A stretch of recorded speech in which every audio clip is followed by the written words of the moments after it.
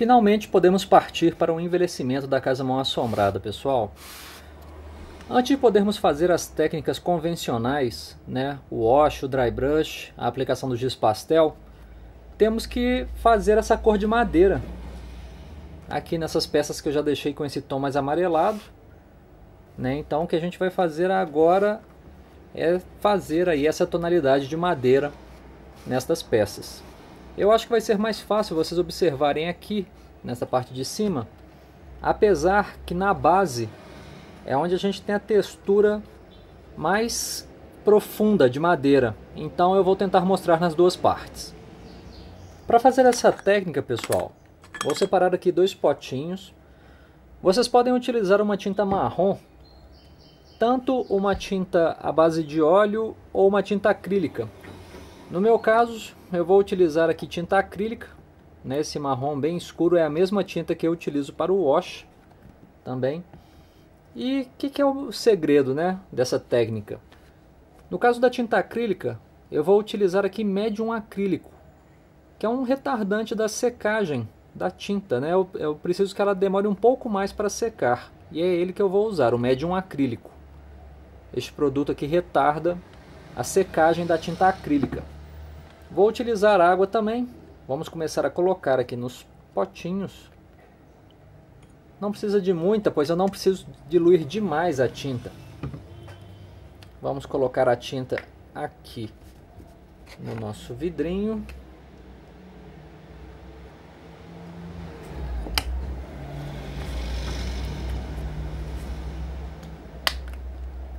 Ok. E o médium acrílico, pessoal,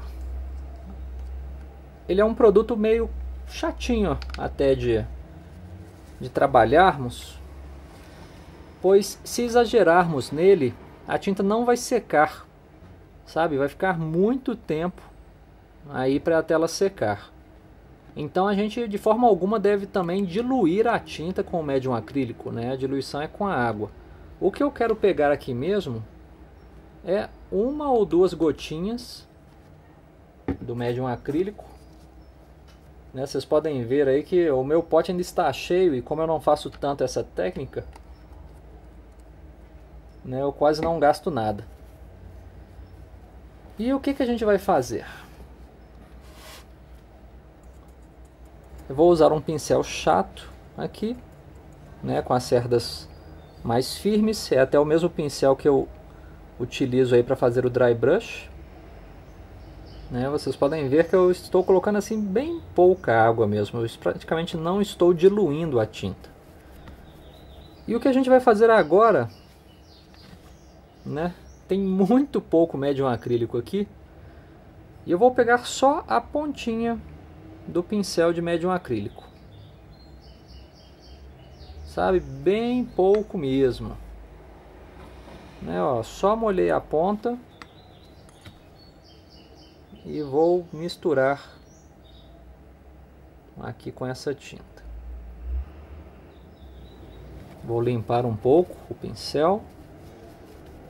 O segredo dessa técnica, pessoal, é fazermos camadas, ou melhor, sobreposição de camadas.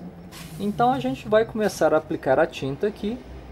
Se começarmos a sujar muito, a gente pode retirar um pouco da tinta, mas também depois podemos aplicar mais. Como eu fiz o pré-shading aqui, preferencialmente eu quero deixar estas partes do meio aqui com a tonalidade mais madeira, mas temos que aplicar em tudo.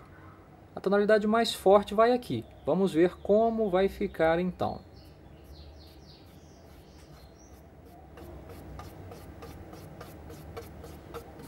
Sem me preocupar muito.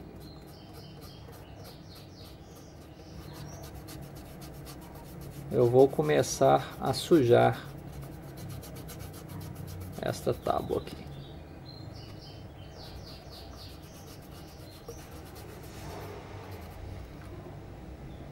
Vocês viram, pessoal, que eu comecei aplicando com o pincel nesse sentido, mas depois estou usando ele na lateral, aqui, que é justamente para fazer os veios da madeira.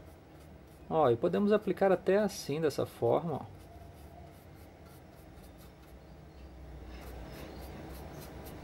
e depois a gente vem puxando.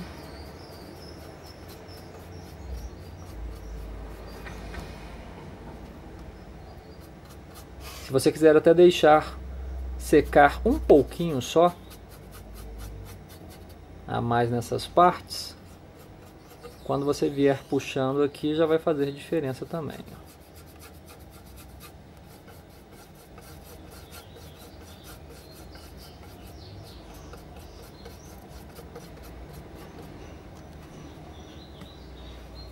Se você notar que está ficando manchado demais, pessoal, você pode umedecer um pouco o pincel, ou mesmo passar até bastante água, como eu estou passando aqui, para ajudar a espalhar a tinta.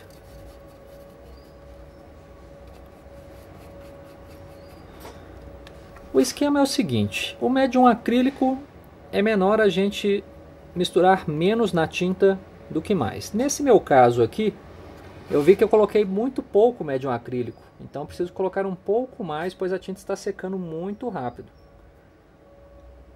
Eu preciso que demore a secar um pouquinho mais. Então, preferível fazer isso.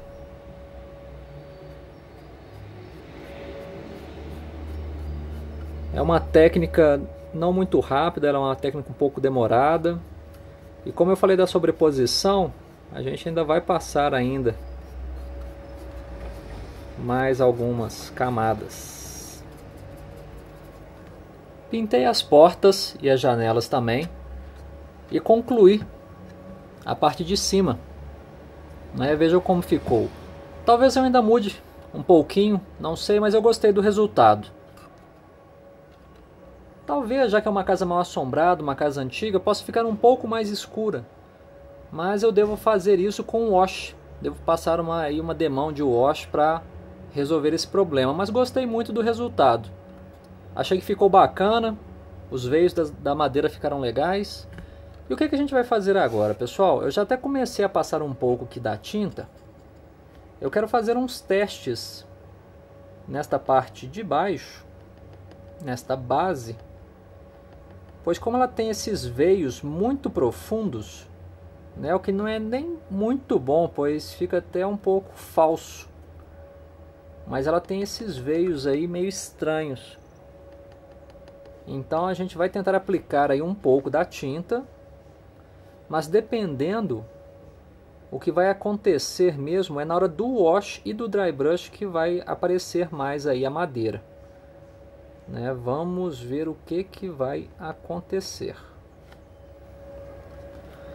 E vamos lá, pessoal, tomando cuidado para não sujar as paredes,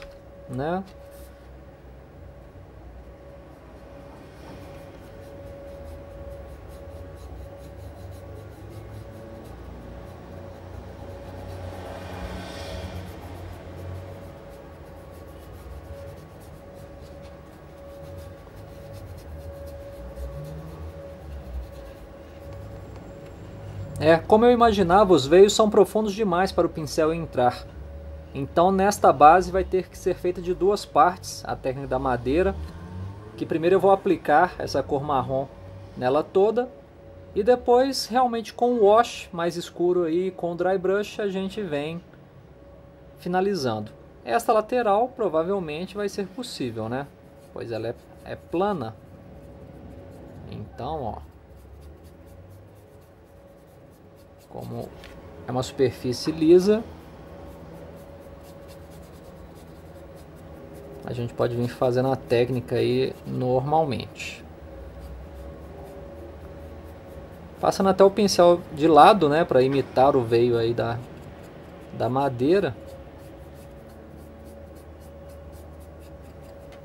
O que eu vou fazer agora é pintar alguns desses tijolos aqui de uma outra cor. Esse marrom que eu usei aqui é um marrom bem escuro, bem avermelhado, e ele está bem chapado agora. Então o que eu vou fazer é pegar o mesmo marrom, misturar com um pouco de branco, e vamos pintar algum desses tijolos aqui para dar uma diferenciada. Não vão ser muitos, apenas alguns dos dois lados. Que aí depois a gente vai fazer um wash nas chaminés também, e um wash em alguns lugares aqui da parede. Eu coloquei bem pouco, né, marrom também, vou colocar apenas uma gotinha de branco, só para diferenciar um pouco.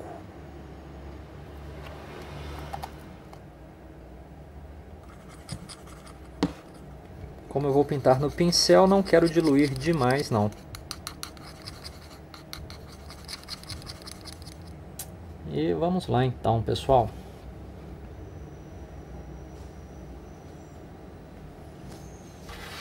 Vamos escolher alguns aqui aleatórios e vamos pintar.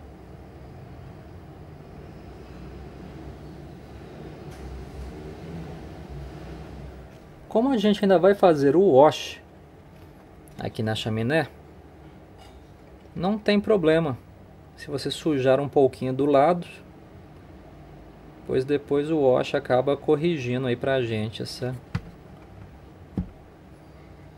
escapadinha que deu. E aí está, pessoal. Legal, né? Gostei de como ficou.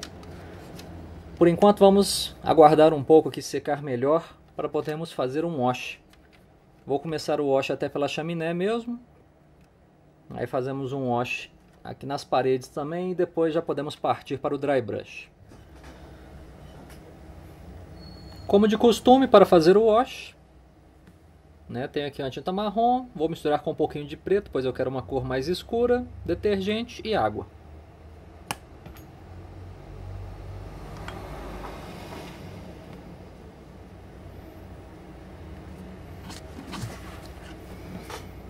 E vamos aplicar, pessoal. A gente tem duas opções aqui. A gente pode aplicar nas junções aqui dos tijolos, ou podemos aplicar nele todo. Eu vou experimentar passar primeiro aqui entre os tijolos apenas e vamos ver como vai ficar.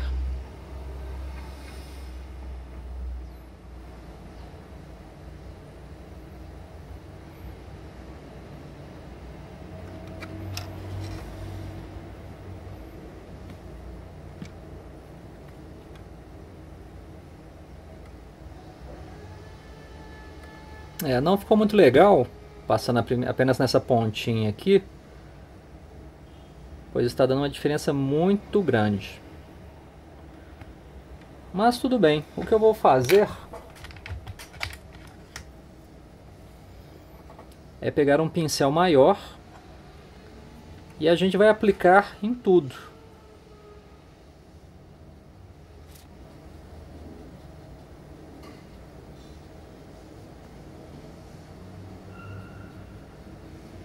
Para o dry brush na chaminé, pessoal, eu vou utilizar tinta a óleo, dessas de bisnaga mesmo, desses tubinhos aqui, que é tinta a óleo para tela.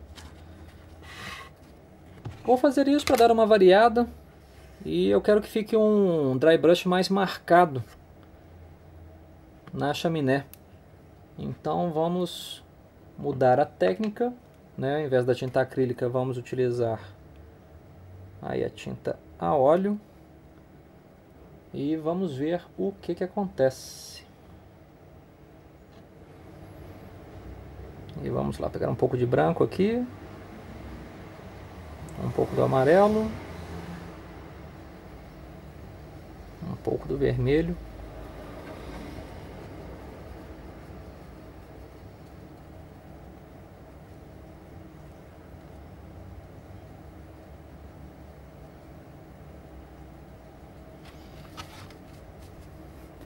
Vamos limpar bem aqui o pincel.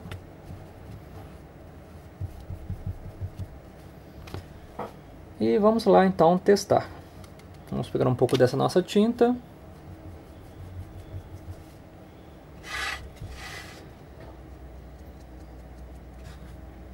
Agora sim, acho que vai ficar legal.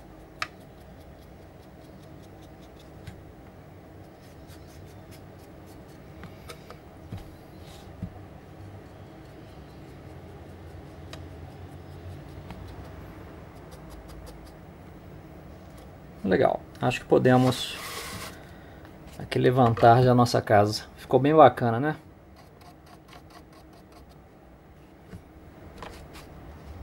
Com tinta a óleo o realce realmente é outro. E vamos aproveitar, pessoal, para fazer também num outro lugar, que é no telhado, né? Tanto aqui da varanda quanto o telhado da casa. A gente vai aproveitar aqui e vamos misturar um pouco da tinta branca com um pouco da tinta verde também. É um verde bem escuro.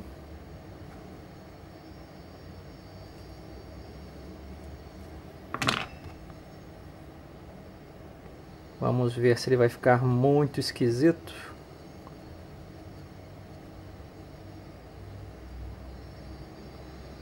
Se eu colocar um pouquinho aqui de amarelo, o que acontece?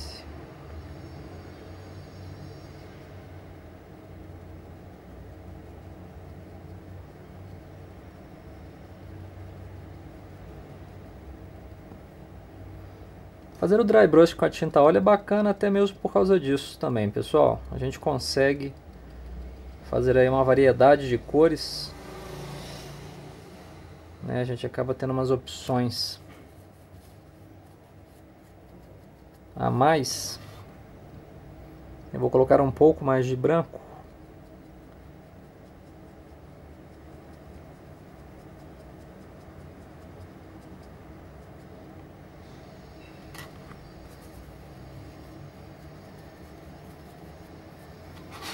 E acho que se aplicarmos da forma correta,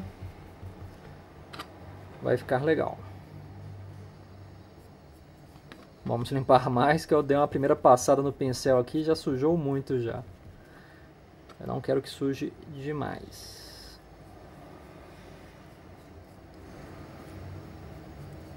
O telhado, por ser uma cor mais escura, eu sabia que ia dar um realce muito grande,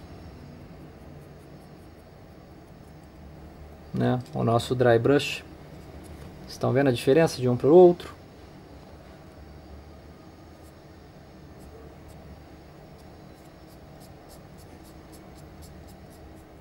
Estou até passando o dedo aqui para diminuir um pouco esse contraste.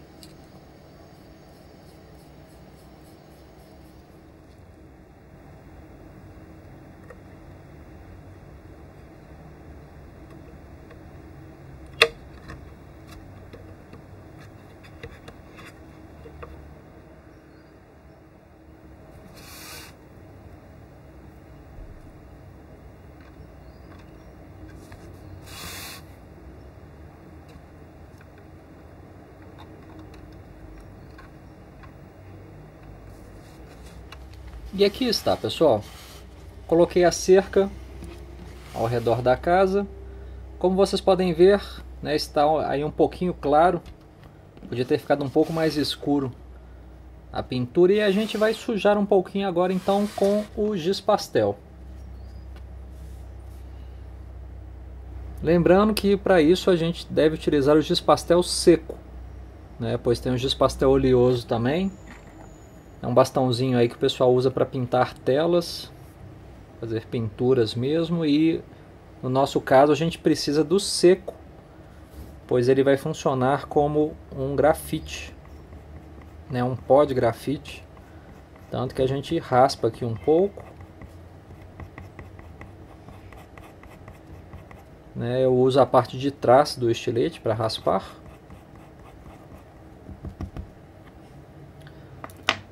Para aplicação do giz pastel, eu utilizo um pincel aí de cerdas bem macias. Deixa eu trazer minha casa de volta aqui, vou virar para vocês verem um pouco melhor. E vou começar aqui com o giz pastel preto. Vamos sujar um pouco essa grade. Está caindo um pouco ali na parede, mas depois desse giz pastel a gente consegue assoprar.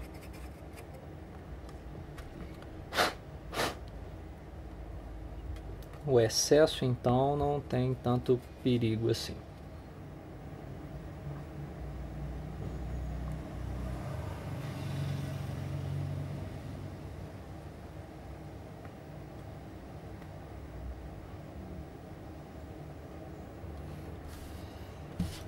Acho que ficou bom. Vamos passar aqui em cima agora.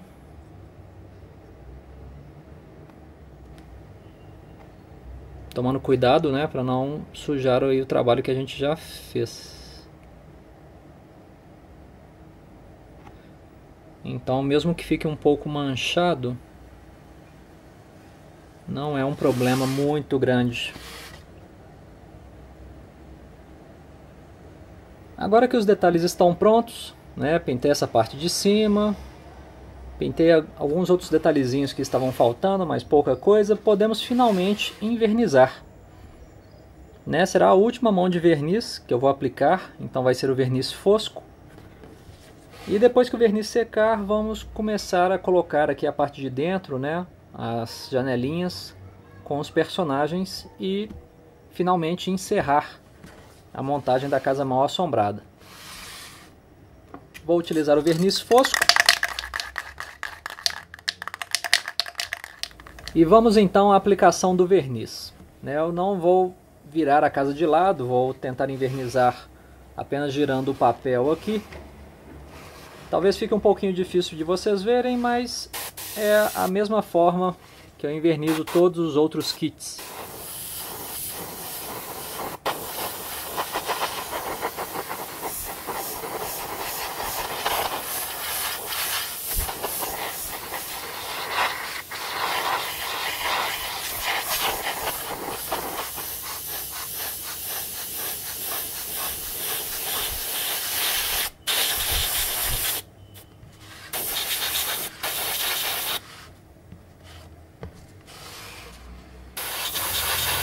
O que falta para finalizarmos agora é colocar essas janelas. Não sei se vocês se lembram, mas eu já tinha começado a cortar aqui para fazer uns testes.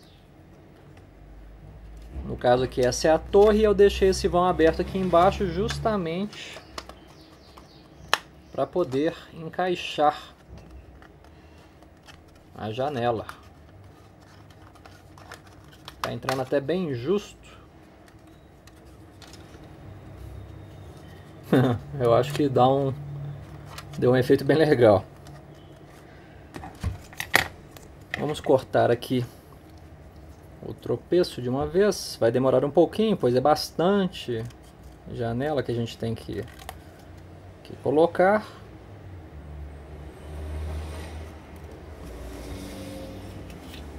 Eu vou utilizar cola branca, né, para colar. Vou colocar um pouquinho aqui.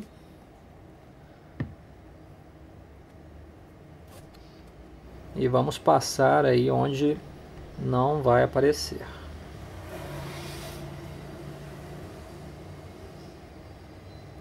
Não vou aplicar muito, apenas um pouquinho, pois se eu precisar retirar depois.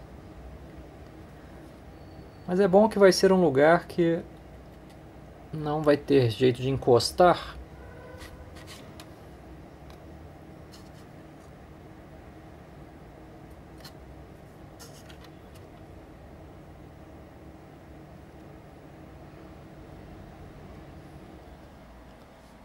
Bem, pessoal, e finalmente aqui está a casa mal assombrada. Foi um kit bem divertido de montar. Deu um certo trabalhinho. Um kit diferente, uma casa. E pessoal, uma coisa que vocês já devem estar vendo aí: o que aconteceu com os fantasmas? Por que eu não colei os fantasmas na casa? E vale até algumas explicações. Aqui também, pelo menos é uma opinião minha, mas como vocês sabem, os kits para mim, eles são mais para exposição, eu acho que para todos nós. Então eu não gosto muito de ter partes móveis nos meus kits. Eu gosto de colar todas as partes, hélices de aviões, portas, qualquer coisa eu costumo colar. E no caso aqui dos fantasmas, tiveram alguns probleminhas, para eu decidir aí não colar. O primeiro, e eu acho que o mais grave deles, é o fato da peça estar empenada.